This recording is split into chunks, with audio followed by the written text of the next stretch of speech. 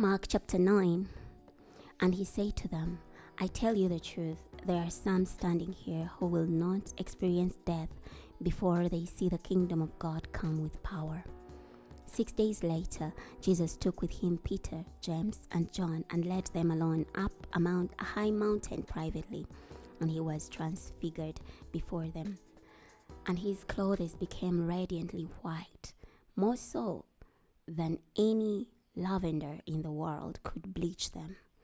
Then Elijah appeared before them along with Moses, and they were talking with Jesus. So Peter said to Jesus, Rabbi, it is good for us to be here.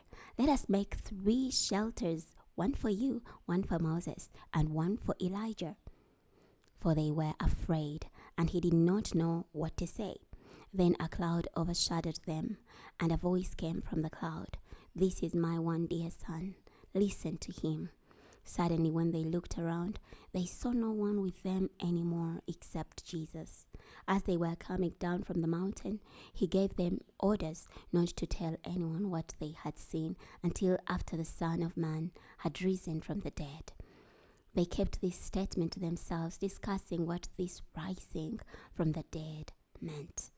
Then they asked him, Why do the experts in the law say that Elijah must come first?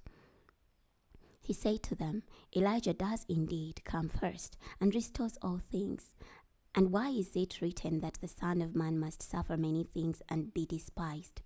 But I tell you that Elijah has certainly come, and they did to him whatever they wanted, just as it is written about him. When they came to the disciples, they saw a large crowd around them and experts in the law arguing with them. When the whole crowd saw him, they were amazed and ran at once and greeted him. He asked them, What are you arguing about with them? A member of the crowd said to him, Teacher, I brought you my son, who is possessed by a spirit that makes him mute. Whenever it seizes him, it throws him down, and he foams at the mouth, grinds his teeth, and becomes rigid. I asked your disciples to cast it out, but they were not able to do so.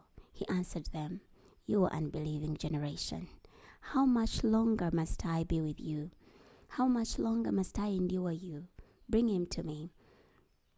So they brought the boy to him.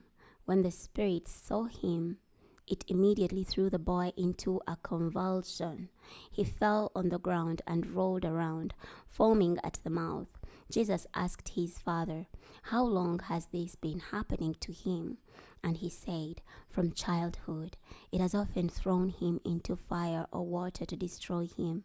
But if you are able to do anything, have compassion on us and help us. Then Jesus said to him, If you are able, all things are possible for the one who believes.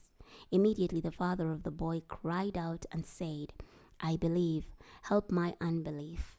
Now when Jesus saw that a crowd was quickly gathering, he rebuked the unclean spirit, saying to it, Mute and deaf spirit, I command you, come out of him and never enter him again.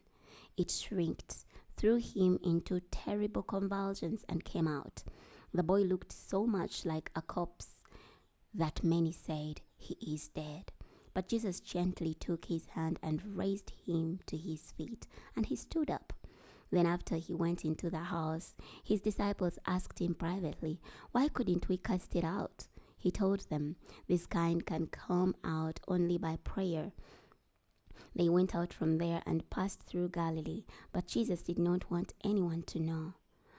For he was teaching his disciples and telling them, The Son of Man will be betrayed into the hands of men.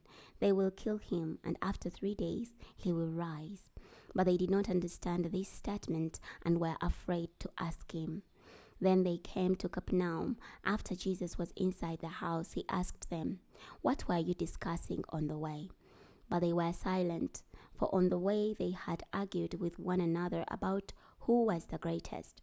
After he sat down, he called the 12 and said to them, If anyone wants to be first, he must be last of all and servant of all. He took a little child and had him stand among them. Taking him in his arms, he said to them, Whoever welcomes one of these little children in my name welcomes me, and whoever welcomes me does not welcome me, but the one who sent me."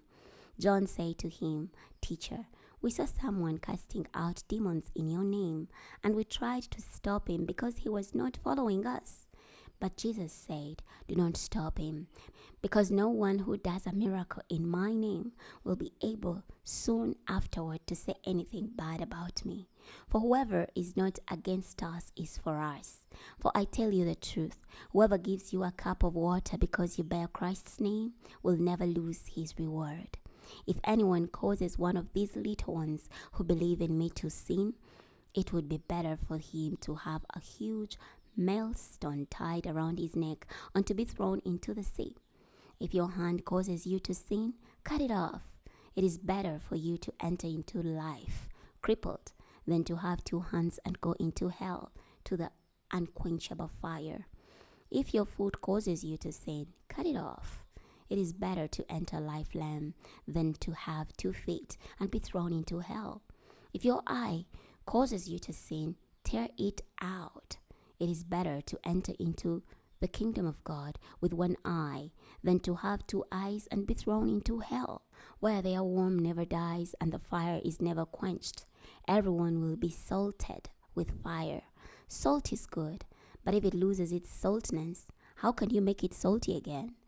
Have salt in yourselves and be at peace with each other. Stopping here today. Next time we're going to be starting from Mark chapter 10. I'll see you then.